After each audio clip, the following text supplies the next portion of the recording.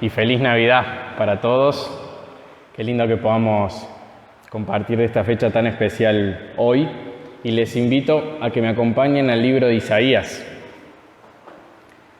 Vamos a leer una profecía acerca del nacimiento de Jesús, para reflexionar hoy acerca del nacimiento de Jesús que celebramos hoy. Como decía bien Juanca, no porque sepamos con exactitud la fecha de su nacimiento, sino porque lo usamos de excusa para celebrar algo tan hermoso y que toda la iglesia debería celebrar. Una noticia en un diario a principio de mes, en un diario argentino, titulaba Navidad igual tristeza.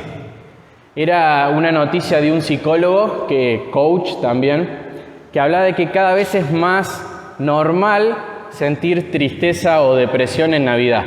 Después de haber leído esta historia, lo vi en varios posts también en Facebook y distintos lugares que hablaban sobre este fenómeno. Un post decía que incluso, vaya a saber cómo lo calculó, el 44% de la población sufría este tipo de depresión, que incluso la llegaron a titular depresión blanca o depresión navideña. O sea, hasta le pusieron nombre. Lo curioso de este post en particular, de esta noticia en el diario, es que decía que se debía muchas veces a una mezcla de el estrés de fin de año, lo que tiene que ver con los recuerdos que vienen a la mente en el momento de la Navidad por la familia, tal vez porque alguno perdió un ser querido y le toca pasar su primera Navidad sin ese ser querido. Muchas veces también mezclaba el consumismo, la autoexigencia de las personas, querer agradar a todo el mundo. Y dice que todo ese cúmulo de presiones hacía que la persona tuviera una depresión en Navidad. Me llamó mucho la atención. Creo que en Argentina el Mundial ha tapado muchas cosas de esta. Anoche parecía que había gente que estaba celebrando todavía que salimos campeón del mundo, ni siquiera la Navidad. Pero lo loco de esta noticia es que decía que la solución para este fenómeno era pensar más en vos. Decía que si vos pensabas más en vos, tenías menos riesgo a poder tener esta depresión navideña. Y la verdad es que me llamó mucho la atención, porque como cristianos vamos a tener un punto de acuerdo de alguna manera con este planteo. Nadie celebra en Navidad que todo esté bien. Nadie, absolutamente nadie. Todos tenemos muchas circunstancias difíciles, cosas que están mal a nuestro alrededor, cosas que están mal en nosotros, que claramente no estamos celebrando cuando celebramos en Navidad. Ahora, ¿qué celebramos en Navidad y en qué vamos a estar en desacuerdo con esto? En que nosotros no somos llamados a mirarnos más a nosotros mismos. Justamente en esta fecha es un llamado de Dios a dejar de mirarnos a nosotros, de dejar de ser el centro, dejar de ser los reyes de nuestra propia vida y mirar al verdadero rey y ver su nacimiento. Y algo parecido es lo que está pasando en el contexto de lo que vamos a ver hoy en Isaías. El contexto de este pasaje que vamos a leer es muy oscuro, es muy feo, pero en esa oscuridad tan grande brilla mucho más la promesa de la Navidad, la profecía de la Navidad. Si tienen ahí el pasaje en Isaías 9, 6 y 7, lo voy a leer a estos dos versículos y la prédica se va a centrar en estos dos, solo que en un ratito lo voy a leer en contexto solamente para que entendamos un poco cómo viene. Pero leo rápidamente los dos versículos. Dice: porque un niño nos ha nacido, un hijo nos ha sido dado, y la soberanía reposará sobre sus hombros, y se llamará su nombre, admirable consejero, Dios poderoso, Padre eterno, príncipe de paz. El aumento de su soberanía y de la paz no tendrán fin, sobre el trono de David y sobre su reino, para afianzarlo y sostenerlo con derecho y justicia, desde entonces y para siempre. El celo del Señor de los ejércitos hará esto. Bueno, como les decía recién, el contexto de este pasaje es muy feo. Había mucha oscuridad en Judá. Israel ya había sido, el reino del norte ya había sido exiliado. Estamos hablando de 740 años antes de que esta profecía se cumpliera, antes de que llegara Jesús. Y El contexto inmediato nos habla de un rey en particular. Isaías profetizó durante el reinado de varios reyes, pero este en particular es sobre el reinado de Acaz. Y si nosotros vamos a 2 de Reyes 16, no vayan, pero solamente por si después quieren leer más sobre el contexto, se nos narra un poco acerca sobre lo que pasaba con este rey. Es horrible.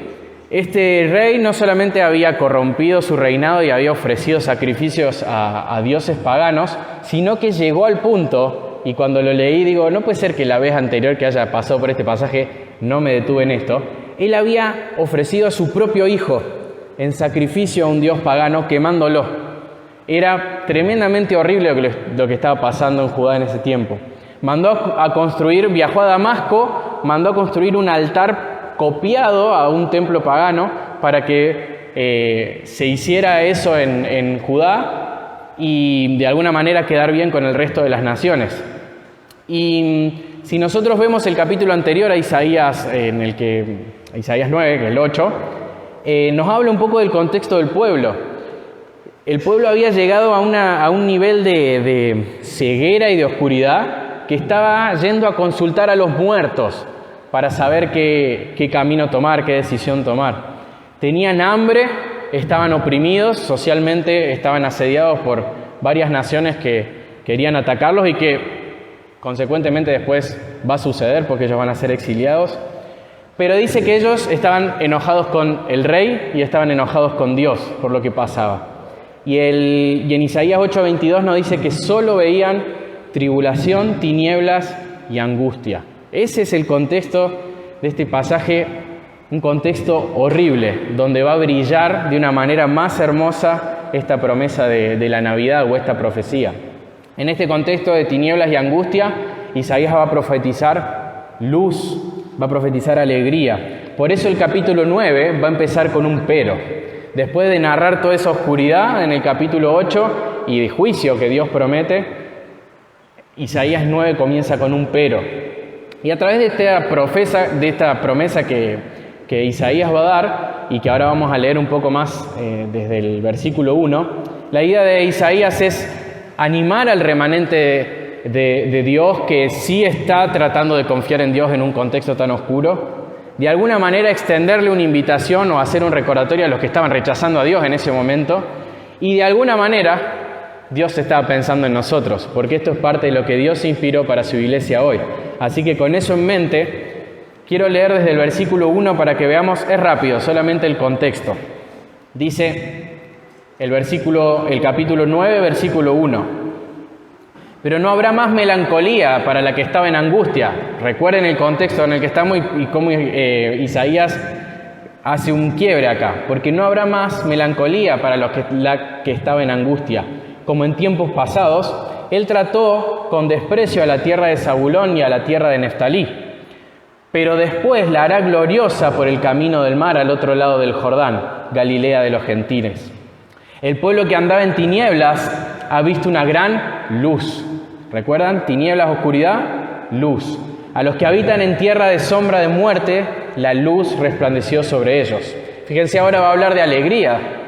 Multiplicaste la nación, aumentaste su alegría. Se alegran en tu presencia, como con la alegría de la cosecha, como se regocijan los hombres cuando se reparten el botín. Y ahora Isaías va a hablar de muchas razones por las cuales va a suceder todo esto. Dice, porque tú quebrarás el yugo de su carga, el báculo de sus hombros y la vara de su opresor, como en la batalla de Madián. Les va a dar libertad, le está diciendo. Y después les dice en el 5, porque toda bota que calza el guerrero en el fragor de la batalla y el manto revolcado en sangre será para quemar, combustible para el fuego. Les va a dar paz. Le está diciendo que esa ropa que se usaba para la guerra, que estaba manchada en sangre, iba a servir para hacer fuego. Les está diciendo que no va a haber más guerra, que va a haber paz. Y después de anunciar esta luz, esta alegría, esta libertad y esta paz, ahora Isaías nos va a decir cómo va a llegar todo eso a nosotros, que es el versículo 6 y 7 que vamos a ver hoy. Va a llegar a través de un niño que va a nacer y que va a ser el rey. Y quiero compartirle 3 puntos sobre estos 2 versículos. El primero es el niño nacido. Después quiero que veamos el rey que necesitamos Y por último, el reino asegurado. ¿Sí? El niño nacido, el rey que necesitamos y el reino asegurado. Vamos sobre el punto 1. El niño nacido. Dice el 9:6, porque un niño nos ha nacido y un hijo nos ha sido dado. Esta luz que venía hablando Isaías va a tomar forma, va a llegar en forma de niño. Y esta profecía se cumplió 700 años después y nosotros 2700 años después estamos celebrando esto, que esta profecía se cumplió y que un niño nació. Y quería resaltar un par de cosas. Primero, que acá está de alguna manera, no tan escondido, pero podemos llegar a pasarlo por alto, el misterio de la encarnación. Dice que este rey Mesías que iba a nacer iba a tener un origen 100% humano. Habla de un nacimiento. Pero si nosotros vamos más adelante en el pasaje, nos va a decir que ese niño que va a nacer se le va a llamar Dios poderoso. Entonces ya acá podemos quedarnos como pensando cómo puede Dios nacer. Bueno, eso es lo que celebramos en Navidad, es un misterio, que Jesús es 100%, casi digo 10% y me cae un rayo, es 100% Dios y es 100% hombre, y que de alguna manera ese día profetizado por Isaías, Jesús agregó a su naturaleza divina la naturaleza humana sin perder nada de su divinidad. Y no podemos explicar más, es un misterio, pero es un hermoso misterio. Recuerdo cuando era chico, no sé si en la escuela bíblica mi mamá me había enseñado acerca de que Jesús había sido hombre, pero que no había pecado porque Él era Dios. Y yo me acuerdo que llegué a la conclusión y le dije a mi mamá, entonces Jesús fue el único bebé que nunca lloró, le dije. Yo no sé cómo llegué a esa conclusión, calculo que porque pensaba que llorar estaba mal, me deben haber retado por haber estado llorando, pero yo pienso en lo loco que es pensar que Dios se hizo hombre. No solamente la Biblia nos dice que Jesús no solamente habría llorado de niño, sino que nos dice que lloró de adulto. Pero es una paradoja tan grande. A veces estamos muy acostumbrados a hablar de la Navidad, pero es algo increíble. Alguien dijo alguna vez que ese bebé que María estaba sosteniendo, estaba al mismo tiempo sosteniendo todas las cosas. Yo no sé cómo explicar eso. Es un misterio. El pan de vida tuvo hambre, lloró porque quería comer. El agua de vida tenía sed, quería tomar. De alguna manera inexplicable, Dios se hizo hombre. Y esto tiene dos implicancias para nosotros. Que Jesús haya nacido como hombre y haya vivido como hombre hace que Él pueda entendernos, ser nuestro sacerdote que intercede por nosotros y que, tentado en todo pero sin pecado, sabe por absolutamente todas las cosas que un ser humano puede pasar. A veces pienso en que los hombres somos muy rápidos en levantar el puño al cielo y decirle, Señor, vos no entendés por lo que yo estoy sufriendo. Y Dios, a través de estas verdades, nos dice, vos no sabés por lo que Jesús sufrió. Y además de que Él puede entendernos, Él pudo ocupar nuestro lugar. Si Dios no venía en forma de hombre, Él no hubiese podido representarnos en la cruz, cargar con los pecados de su pueblo y recibir por el castigo que merecía cada uno de nuestros pecados y que debía haber caído sobre nosotros. Así que en la Navidad celebramos un misterio, ¿sí? El misterio que Dios se hizo hombre para salvarnos. Y este misterio es a la vez un regalo. Fíjense que dice que este niño nos ha nacido, dice nos ha nacido, dice nos ha sido dado. Esto muestra mucho del carácter de Dios. ¿Se saben de memoria Juan 3:16? Que dice la primera parte, que de tal manera amó a Dios al mundo que dio. Podemos cortar ahí. Dios amó al mundo y por eso dio. Nos habla del carácter generoso de Dios que regala. ¿Y qué regala? Regala a su Hijo. Nos da a su Hijo. ¿Se dan cuenta? Dios regala a su Hijo. Y hay algo más lindo que recibir un regalo que nos gusta. Es recibir un regalo que necesitamos. En la Navidad pasada, con Agos estamos planeando un viaje a Bariloche que al final, por COVID y no sé qué, no se dio. pero faltaban 2-3 días y yo estábamos con todos los preparativos, que la plata que alcanza justo, y reventamos una cubierta de una manera que era irrecuperable esa cubierta. Y ahora la plata que habíamos destinado para el viaje y para todo, teníamos que comprar una cubierta, saben lo que salen las cubiertas.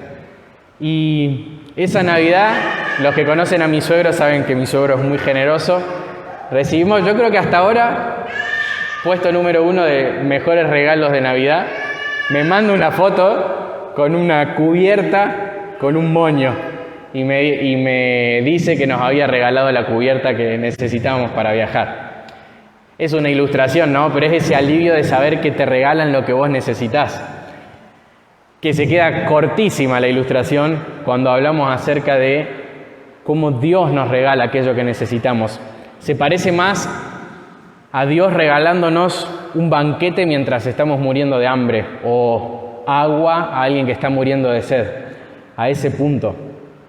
Judá, en el contexto que estamos viendo, necesitaba desesperadamente un rey que viniera a rescatarlos. Ellos estaban llenos de pecado, ellos estaban llenos de oscuridad, llenos de angustia, llenos de sufrimiento. Y nosotros también. O sea, realmente nosotros estamos en la misma situación. Y de alguna manera lo que nosotros celebramos en Navidad es el regalo de Dios, que Dios regaló lo más preciado del cielo a personas malas, pecadoras en oscuridad. ¿Por qué? ¿Porque nosotros lo merecíamos? No, porque nosotros lo necesitábamos. Entonces el regalo de Dios es un regalo que nosotros necesitábamos. Y esto nos lleva al siguiente punto, el punto número 2, que capaz donde más nos vamos a detener, que es acerca de este rey que necesitamos, porque todos estamos en pecados, todos estamos en oscuridad, todos estamos sufriendo las consecuencias de nuestro pecado, del pecado de los demás, y en todo esto necesitamos un Salvador. Pero no cualquier Salvador. Y en esto es un poco lo que me quiero detener. Necesitamos un Salvador que sea un rey. Así como Judá necesitaba un verdadero rey y descansaba en esta promesa de un rey, nosotros necesitamos no solamente salvación, necesitamos un rey que nos salve. ¿Y por qué es tan necesario? Porque este rey va a responder con cada una de sus características a una necesidad profunda de nuestro corazón. Así que vamos a ver el segundo punto, que es el rey que necesitamos. Fíjense en la segunda parte del 9:6. Dice: y la soberanía reposará sobre sus hombros, y se llamará a su nombre admirable consejero, Dios poderoso, Padre eterno, príncipe de paz. Nos habla de un rey, dice que iba a tener la soberanía sobre sus hombros, eso es un rey. ¿Y por qué necesitamos un Salvador que sea al mismo tiempo un rey? Esto es recontra importante. Si nosotros volvemos al Edén, vamos a ver cómo empieza el problema de la humanidad. ¿Cómo empieza el problema? Empieza con una rebeldía. De alguna manera, Adán y Eva dijeron: queremos ser independientes, no queremos estar bajo el gobierno de Dios, preferimos gobernarnos a nosotros mismos. Y de esa manera entra el pecado al mundo. Y de esa manera todos nosotros en pecado somos rebeldes y desobedecemos a Dios. Si nosotros pensáramos que de alguna manera Dios puede salvarnos sin que su Salvador sea un rey, o que Él pueda salvarnos sin gobernarnos, es porque no estamos entendiendo de qué tiene que salvarnos Dios. No estamos entendiendo cuál es el problema del pecado y de la rebeldía que nosotros tenemos. De alguna manera es imposible pensar en salvación sin el gobierno de Dios, porque el Señor necesita salvarnos de nuestra propia rebeldía y nos salva para gobernarnos. No podemos separar su salvación de su señorío. Y este rey en particular tiene todo lo que nosotros necesitamos desesperadamente. Y dice Isaías que tiene un nombre, en algunas versiones va a decir nombres en plural, o podemos decir un nombre con características o nombres, que así como Isaías en el capítulo 6, si no me equivoco, nos va a hablar de que ese nombre era Emmanuel, Dios con nosotros, ahora nos va a sumar más acerca de este Mesías. Y cada uno de estos nombres nos va a hablar de una necesidad en nuestro corazón que este rey viene a suplir. El primero es que este rey era o es un admirable consejero. Algunas traducciones, si ustedes tienen alguna, pueden ser que hayan leído como dos atributos diferentes. Lo más fiel al texto, lo que parece que Isaías, de todas formas no va a cambiar el significado final de esto, ¿no? Pero es pensar que Isaías está pensando en nombres en pares, ¿no? Como está Dios poderoso, Padre eterno, Príncipe de paz, que admirable y consejero están siendo partes de un mismo atributo, ¿sí? Y esto admirable puede traducirse como milagroso o maravilloso, también puede ser que lo tengan en algunas traducciones. Literalmente está diciendo que es una maravilla de consejero. Este rey es una maravilla de consejero. Y lo que quiero transmitirles es que Jesús, como admirable consejero, satisface en nosotros nuestra necesidad de sabiduría, porque somos necios. Cualquier rey en cualquier época de la historia se ha rodeado de consejeros. Esto es lo más natural, porque un rey sigue siendo limitado y por más de que esté gobernando una nación y esté capacitado, es imposible que un rey sepa sobre todo lo que tiene que gobernar. Hoy, en nuestros gobiernos actuales son los asesores, por más de que sabemos que muchas veces no cumplen su función, están ahí para asesorar a los gobernantes porque no tienen la sabiduría necesaria para gobernar de la manera en que necesitan. Pero esto no es así con Jesús. Jesús es en sí mismo el admirable consejero. Él es Dios. Isaías más adelante en el capítulo 40 va a decir ¿quién le dio consejo al Señor? Y este rey, este Mesías es Dios. Y como Dios no necesita consejo de nadie. Él es admirable consejero. Y Judá en este tiempo estaba muy necesitado de consejo y estaba tan perdido que buscaba sabiduría ya en cualquier lado. Tenía malos reyes que odiaban a Dios y que no les guiaban con buen consejo. Entonces iba tras ídolos. Al mismo tiempo pedía consejo a las naciones, se rendía al gobierno de otras naciones. Como les decía hace un rato, ahí en el 8 nos dice que incluso llegaban a consultar a divinos para que hagan de nexo con los muertos. Tenían una necesidad tan grande de sabiduría y acudían a cualquier lado menos a Dios. Incluso Isaías al principio nos dice que era un pueblo que tenía demasiados malos consejeros. Isaías dice, habito en un pueblo de labios inmundos. Entonces era realmente un pueblo que necesitaba desesperadamente al admirable consejero. Y este consejero admirable es Jesús, obviamente. ¿Qué persona nos narra el Antiguo Testamento como la persona más sabia? Ahí va, lo escuché. Salomón, muy bien. En Primera de Reyes nos cuenta que Dios le dice a Salomón que le puede pedir cualquier cosa. Salomón le pide sabiduría, eso agrada a Dios. Y nosotros vemos los resultados. Salomón es el rey más sabio. Incluso Dios dice que no hubo ni va a haber nadie más sabio que Salomón. Él escribió los proverbios, o gran parte de los proverbios que nosotros podemos leer, inspirados por Dios. Y llegó un punto, la sabiduría de Salomón, que venían de las naciones a él a pedirle consejo. Lucas, cuando vimos proverbios ahí con los jóvenes, nos compartió un pasaje que me quedó grabado, que nos dice, que está en Mateo 12:42. Para ponerlo rápidamente en contexto, llega un punto en que Salomón recibe en 1 Reyes 10 la visita de una reina que dice la Biblia textual que Salomón le contestó todas sus preguntas y que ella quedó admirada. Y nos habla de una sabiduría impresionante. Imagínense hoy un gobernador al que acuden los gobiernos de las naciones a pedirle consejo y se quedan con la boca abierta porque responde todas sus preguntas. Sería realmente algo increíble, hablaría de una sabiduría impresionante. Bueno, eso estaba pasando con Salomón. Pero cuando llega Jesús, en Mateo 12:42, en una discusión con los escribas y fariseos, Él dice esto, escuchen con atención. La reina del sur se levantará con esta generación en juicio y la condenará, porque ella vino desde los confines de la tierra para oír la sabiduría de Salomón. Y miren, algo más grande que Salomón está aquí. Lo que les está diciendo Jesús es, los pueblos viajaban días para poder llegar a Salomón y poder escuchar su sabiduría. Y alguien más grande que Salomón vino acá. Ustedes no tienen que ir a buscarlo, él vino acá, se les presentó a ustedes y ustedes lo están rechazando. Por eso van a ser condenados. Es impresionante. Pero Jesús está diciendo que él era alguien muchísimo más grande que Salomón. Pablo en Colosenses nos va a decir que en Jesús están escondidos todos los tesoros de la sabiduría y del conocimiento de Dios. Esos colosenses que iban tras las visiones y querían experiencias místicas, Pablo los corrige, le dice, en Jesús tienen todos los tesoros de la sabiduría, no necesitan nada más. Entonces en Jesús, como nuestro admirable consejero, encontramos la satisfacción de nuestra necesidad de sabiduría. Él satisface nuestra necesidad de sabiduría porque somos necios. Desde el principio, desde Adán y Eva, se escuchó otra voz en el Edén que no era la de Dios, y ellos siguieron esa otra voz.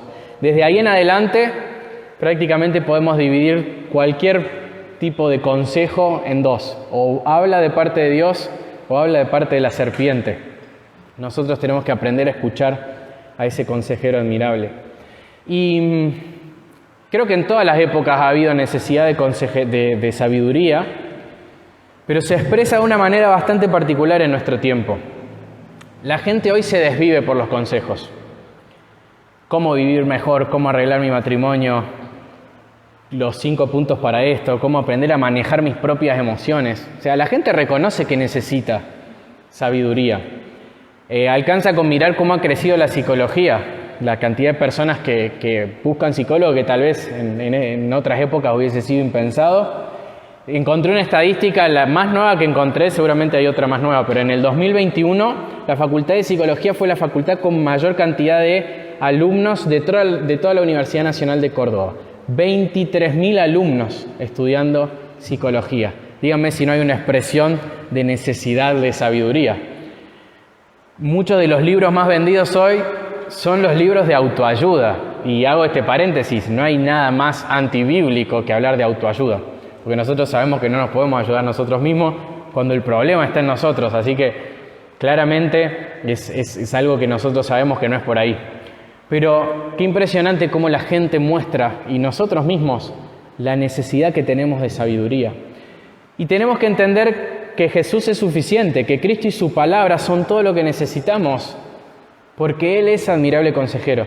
Yo no sé cómo expresarlo, pero a mí me da la sensación que en la iglesia en general,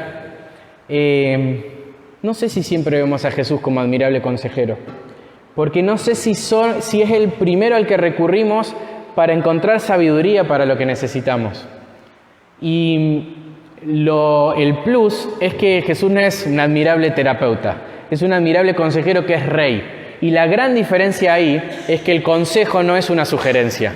Él de verdad tiene las palabras que nosotros necesitamos porque Él habla la verdad. Y debemos ir a Él. Necesitamos que el admirable consejero gobierne nuestras vidas. Que si vamos a tener opiniones acerca de nuestro matrimonio, nuestra paternidad, nuestra forma de desenvolvernos en nuestro trabajo, en la iglesia, donde sea, en cómo resolver problemas. Hablamos al principio de que realmente vivimos rodeados de problemas. Necesitamos ir al admirable consejero. Y no solamente pensar en la Biblia como, que no estoy en desacuerdo, pero a veces la vemos como ese manual de instrucciones. ¿Vieron? Que decimos, sí, la Biblia es el manual de instrucciones donde tenemos lo que necesitamos para la vida. Y es cierto, pero es mucho más, porque la Biblia no es solamente algo que Dios nos dejó y nos dijo, acá está toda la sabiduría que necesitas, nos vemos, vos cualquier duda que tenés, lee acá y te va a decir lo que tenés que hacer. No, la Biblia es una ventana que nos muestra a Dios. Y es la forma en la que nosotros podemos escuchar la voz del consejero hoy. Porque más que consejo necesitamos al consejero. Y de alguna manera también Isaías nos está diciendo que ese consejero es admirable. Y yo sé que ninguna de estas características que estamos viendo hoy de Jesús va a ser nueva para nadie. Pero si por lo menos te hace recordar acerca de quién es Jesús y admirarlo, creo que está cumpliendo el propósito. Ahora, ¿se imaginan que este rey prometido sea un rey sabio, que tiene todos los tesoros de la sabiduría en él, pero es un Dios incapaz? ¿O un Dios que cuando quiere llevar algo a cabo no puede? Bueno, sería un desastre todavía, pero no es el caso de Jesús, porque además de admirable consejero, Él es Dios poderoso. Esa es la segunda característica que nos narra Isaías. Dios poderoso. Consejero admirable, Dios poderoso. La salvación de nuestras vidas, la salvación no hubiese sido posible si Jesús no fuera un Dios poderoso. Los judíos en el contexto temían la invasión. Necesitaban un rey que los gobierne en serio y que los libre de eso. Pero si nosotros vemos el panorama más completo, sabemos que el problema más grande no era un problema político, no era un problema geográfico, sino que era un problema del corazón. Y si nosotros leyéramos el libro de Isaías con esto en mente, veríamos que si hay algo que realmente el pueblo no podía hacer, era dejar de pecar. Constantemente, una y otra vez, estaba cayendo en pecado y realmente no tenía solución. Necesitaba un rey poderoso que lo libre de eso. Y eso no lo puede hacer nadie excepto Dios. Por eso Jesús, como Dios poderoso, satisface nuestra necesidad de poder, porque somos débiles. Así como consejero admirable satisface nuestra necesidad de sabiduría porque somos necios, como Dios poderoso satisface nuestra necesidad de poder porque somos débiles. La Biblia nos narra 3 enemigos. Alrededor de toda la palabra podemos encontrar muchos pasajes, pero principalmente tenemos 3 enemigos como cristianos. El más conocido y que siempre se lleva la mayoría de las miradas es el diablo y sus demonios. Después, el otro enemigo que nos narra la Biblia es el mundo, que es hostil contra los cristianos. Y el tercer enemigo, capaz el menos recordado, es nuestro propio corazón que nos engaña y que va en contra de Dios. Y hablamos de que Jesús es este Dios poderoso, pero paradójicamente, cuando vamos a los evangelios, no parece Dios poderoso. Cuando lo vemos ahí en el pesebre, ¿parece Dios poderoso? No, te da la sensación de que si se le cae algo encima se muere. Y cuando lo vemos en la cruz, ¿lo vemos como Dios poderoso? John MacArthur en una prédica dice que la salvación más asombrosa para él, que está narrada en la Biblia, es la del ladrón que está al lado de Jesús en la cruz. Porque dice, ese ladrón miraba al lado y lo único que podía ver es un hombre en la máxima expresión de su debilidad, que estaba muriendo.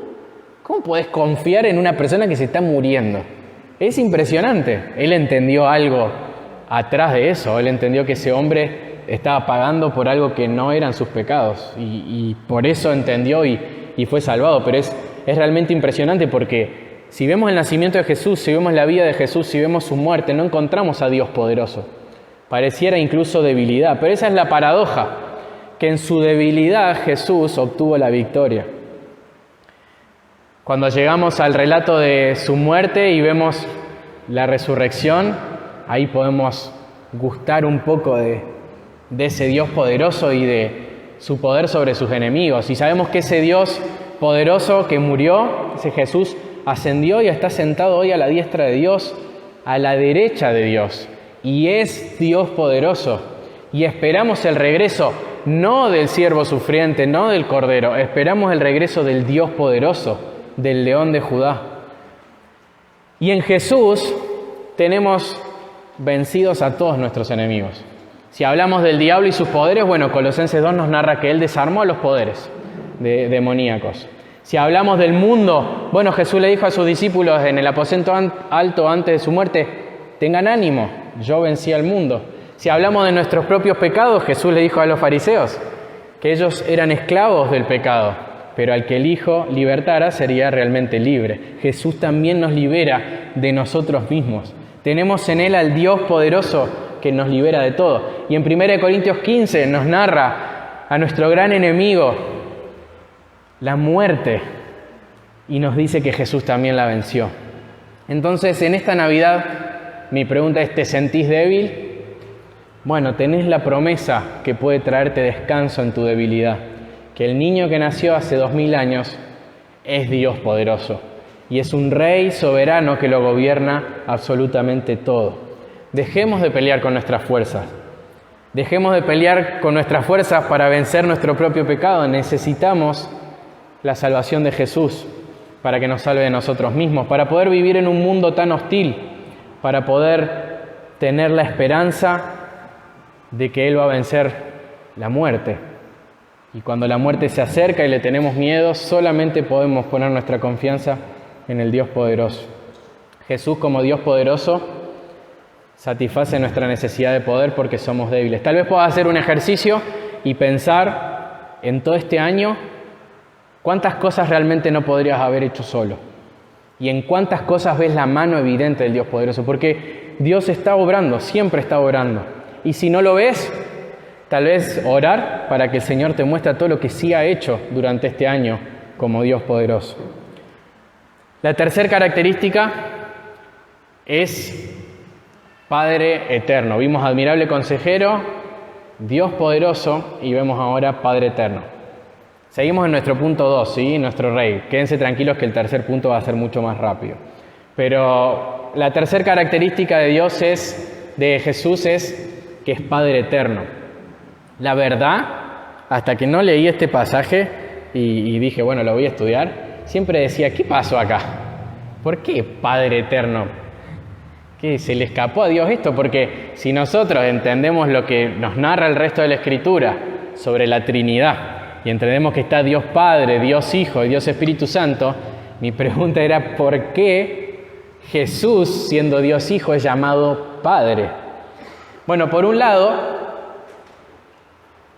aclarar de entrada que no estamos hablando acá de que Dios es una sola persona que toma diferentes formas, porque eso es una herejía y no es correcto hablar de una sola persona. ¿Sí? Dios es tres personas y las tres personas son diferentes y Dios Padre no es Dios Hijo no es Padre, Dios Espíritu Santo no es Padre, Dios Espíritu Santo no es Hijo. Y cuando hablamos de Dios Hijo no hablamos de Dios Padre. Acá no hay una mezcla, Isaías no está cambiando de persona, está hablando de Jesús. Los reyes en la antigüedad, y lo vamos a ver en varios pasajes del Antiguo Testamento, en cómo Dios se presenta al pueblo de Israel, eran presentados como los padres de las naciones, porque eran quienes guiaban a las naciones, quienes eran encargados de proveer a las naciones lo que necesitaban. Y de alguna manera encontramos una paradoja, porque sabemos que un niño nos va a nacer, eso quiere decir que va a ser un hijo, y al mismo tiempo ese hijo va a ser un padre que va a proveer y va a guiar al pueblo de Dios. ¿Y por qué Padre? Porque justamente Jesús, en esta característica de Padre eterno, va a suplir necesidades en nuestra vida. Como un Padre es guía, es compasivo con nosotros, nos protege, nos provee todas nuestras necesidades. Cristo hace eso con nosotros. Jesús en el Nuevo Testamento toma una figura parecida que nos puede ayudar a entender mejor, que es la del pastor. El pastor, Él es el buen pastor, Él cuida de sus ovejas, Él provee, Él les habla, las rescata, las corrige, las guía y está dispuesto a dar su vida, igual que un padre con un hijo. Y este Padre, este Jesús como Padre, es un Padre eterno.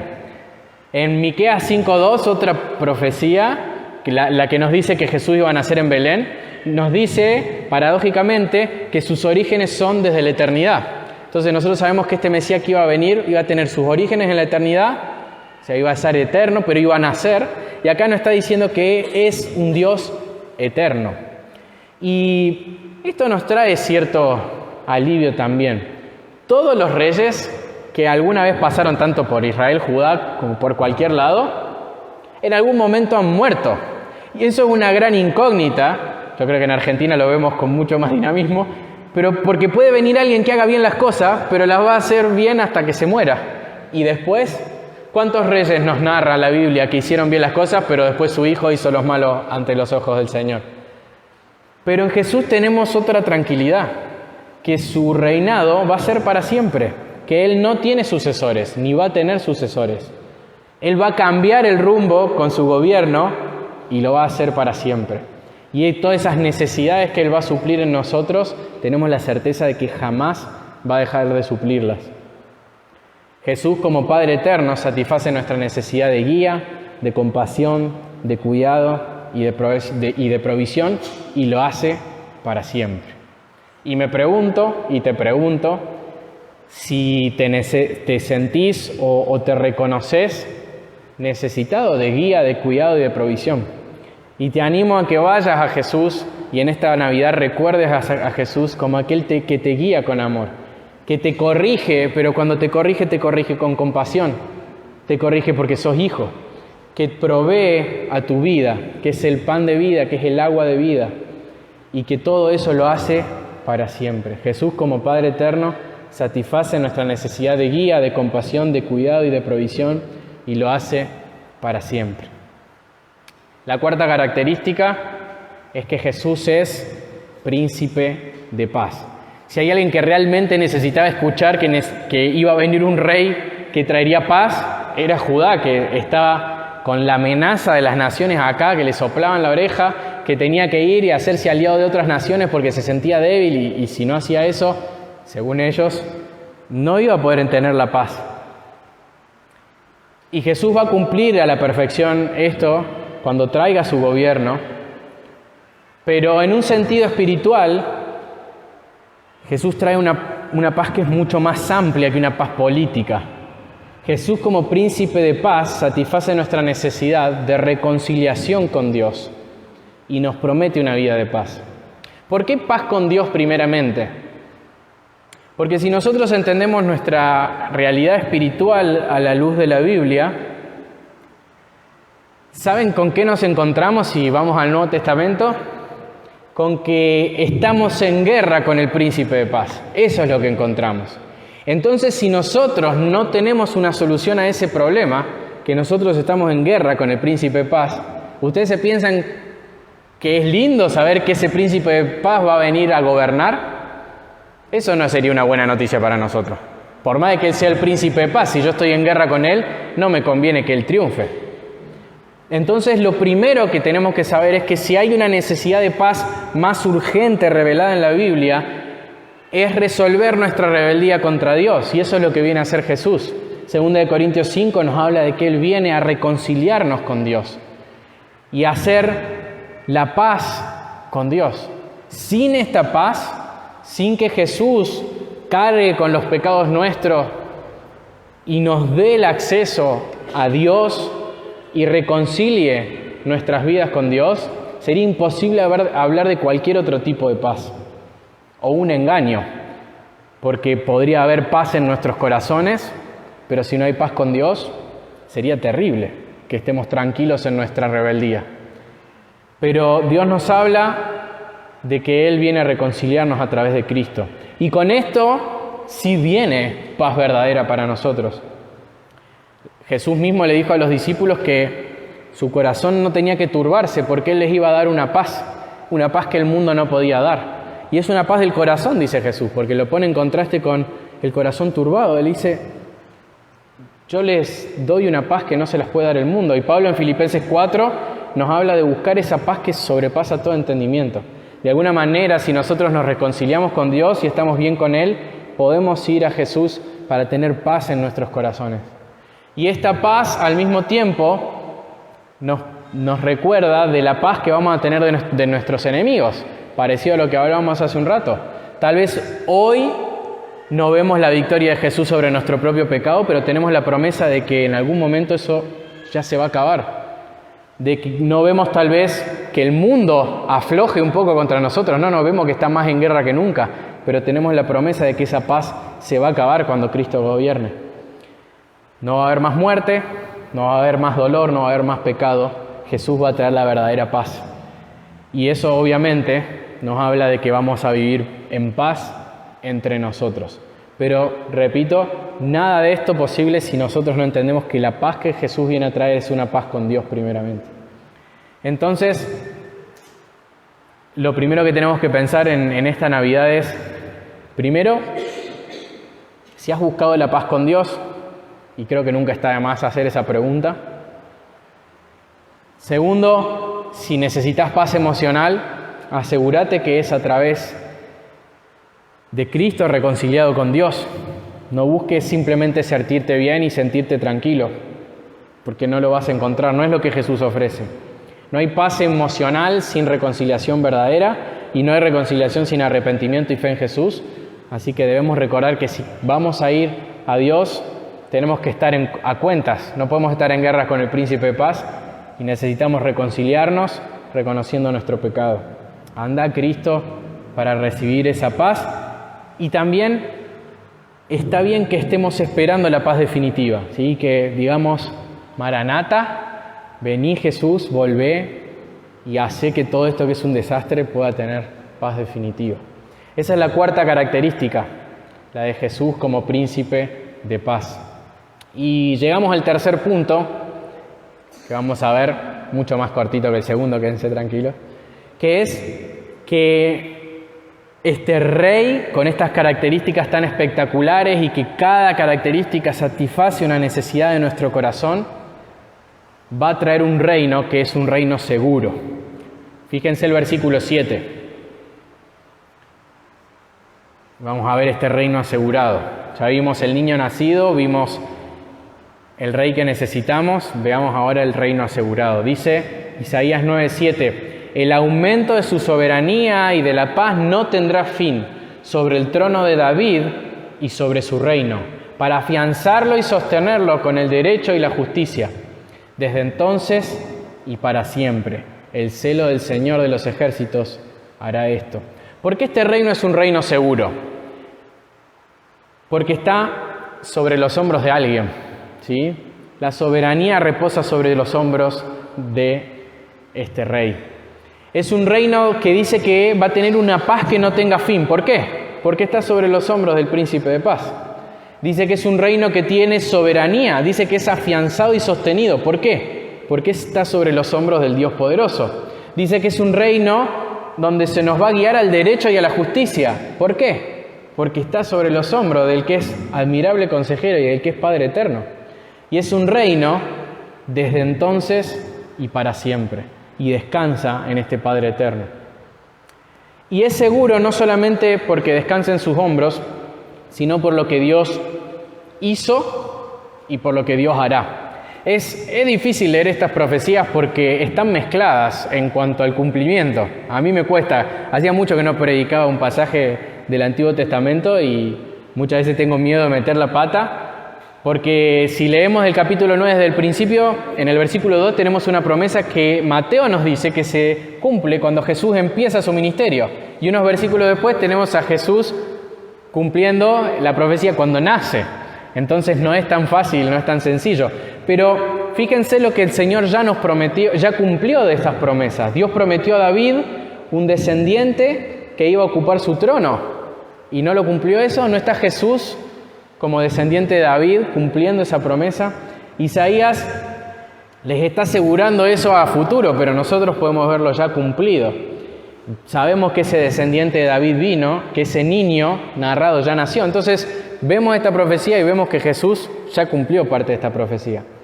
Pero también sabemos que esa profecía no es total, porque queremos el reinado completo y final de este rey. Y la última oración es la que nos da ese descanso, porque dice, mientras nosotros esperamos, el celo del Señor de los ejércitos hará esto. Dios está determinado a terminar lo que empezó. No vino Jesús para dejarnos, y de la misma manera que Él cumplió con su primera venida, Él va a cumplir con su segunda venida y vamos a disfrutar de su reino para siempre. Dice un autor, creo que un montón de veces lo hemos dicho, que el siglo I esperó un león y obtuvo un cordero, pero que el siglo XXI muchas veces está esperando un cordero, pero hay un león que está viniendo.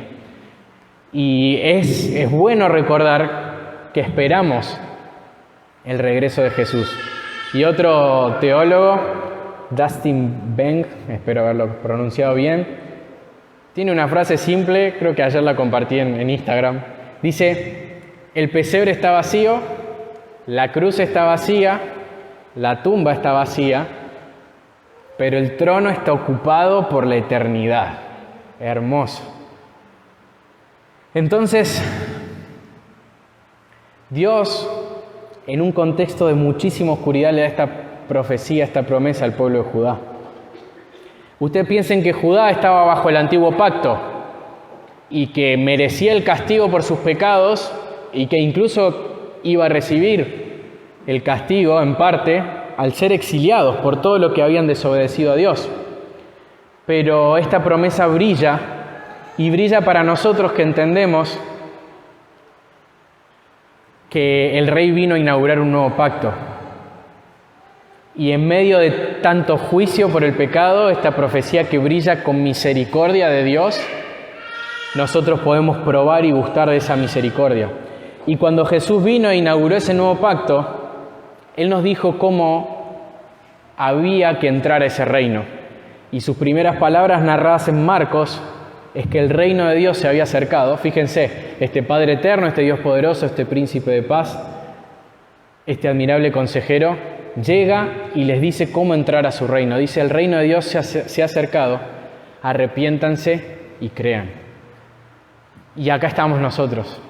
Tenemos que arrepentirnos, tenemos que reconocer nuestra debilidad, nuestro pecado, y tenemos que confiar y poner toda nuestra confianza en Jesús. Si nosotros no nos consideramos pecadores, débiles, necesitados, no podríamos ir en busca de este Rey que suple cada una de nuestras necesidades. Pero si cuando ves tu corazón, ves a alguien pecador, necesitado, necio, débil, que necesita guía y que necesita reconciliación con Dios, tenés en Jesús todo lo que necesitas. Él tiene todo lo que vos necesitas desesperadamente. Este Rey vuelve